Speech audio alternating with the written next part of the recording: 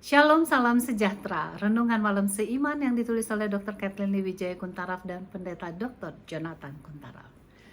Renungan malam seiman pada malam hari ini judulnya adalah apakah ada untungnya minum alkohol? Dan janganlah kamu mabuk oleh anggur, karena anggur menimbulkan hawa nafsu, tetapi hendaklah kamu penuh dengan roh. Efesus 5 ayat 18. Ayat ini sangat jelas menyatakan bahwa Alkitab mengajak kita untuk menghindarkan keadaan mabuk karena anggur. Orang Kristen yang mabuk mempunyai pertimbangan pikirannya terganggu serta merusakkan tubuhnya sendiri secara keseluruhan. Tentunya ini sama sekali tidak memberikan citra yang baik bagi umat Kristen. Namun banyak yang menganggap tidak apa-apa bila kita meminum anggur karena Alkitab sendiri menyebutkan murid-murid Yesus meminum anggur. Bahkan Yesus sendiri membuat mujizat di Kana, di mana air menjadi anggur. Nah, pertanyaan yang perlu ditanyakan adalah apakah anggur yang disebutkan dalam Alkitab adalah anggur yang beralkohol? Benar, Alkitab menggunakan kata anggur, di mana orang Ibrani menggunakan kata yain dalam Perjanjian Lama, yang dapat berarti jus anggur atau anggur beralkohol. Kemudian Alkitab Perjanjian Baru dalam bahasa Gerika menggunakan kata oinos, yang mempunyai arti yang sama seperti dalam bahasa Ibrani. Kalau begitu, apakah tidak masalah minum anggur asal saja tidak mabuk? Nah, perlu diketahui bahwa Alkitab tidak pernah bertentangan satu dengan yang lain. Dengan sendirinya kita harus melihat konteks dari tulisan Alkitab, sehingga kita bisa hindarkan minuman anggur beralkohol dan tidak masalah meminum jus anggur.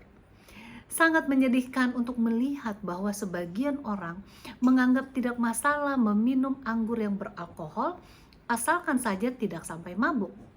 Dengan perkataan lain, tidak salah meminum anggur yang beralkohol untuk bersosialisasi asal jangan sampai mabuk. Apakah benar demikian keadaannya? Ternyata penelitian menunjukkan meminum alkohol, walaupun hanya untuk bersosialisasi, berhubungan dengan menurunkan kesehatan tubuh kita, di mana NK sel atau sel-sel natural killer yang sangat penting dalam kekebalan tubuh kita dilemahkan. 2 gelas alkohol saja sudah mengurangi produksi dari B limfosit sebesar 67%. Sebab itu dalam hal ini mereka yang berintegritas akan menghindarkan meminum alkohol sama sekali, meskipun dengan alasan hanya untuk bersosialisasi.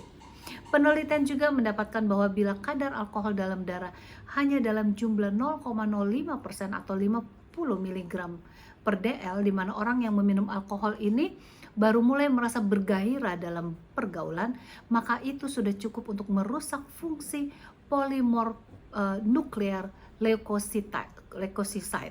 Nah, semakin banyak alkohol dikonsumsi, kemampuan polimorf nuklear leukosisite semakin berkurang sehingga daya tahan tubuh manusia berkurang. Bukankah kita mau menghindarkan menurunnya daya tahan tubuh kita sendiri, sehingga kita perlu dan tidak mudah untuk terserang penyakit? Ada juga pandangan yang menyebutkan bahwa alkohol bermanfaat untuk pencegahan penyakit jantung. Memang benar, keunikan buah anggur mengandung resveratrol, suatu non-flavonoid atau stilben yang lebih banyak ditemukan dalam red wine daripada white wine. Namun pendekatan terbaik adalah dengan memakan banyak buah-buahan dan sayur-sayuran, termasuk sari buah anggur yang mengandung flavonoid, sehingga kita dapat mencegah penyakit jantung daripada saat yang sama tidak menjadi mabuk. Banyak faktor negatif lain yang merugikan tubuh kita karena meminum alkohol. Sebab itu marilah kita memiliki integritas yang tinggi dengan menghindarkan meminum minuman keras sama sekali, sehingga kita mempunyai pikiran yang sehat, tubuh yang sehat, yang dapat memuliakan nama Tuhan. Tuhan Yesus memberkati.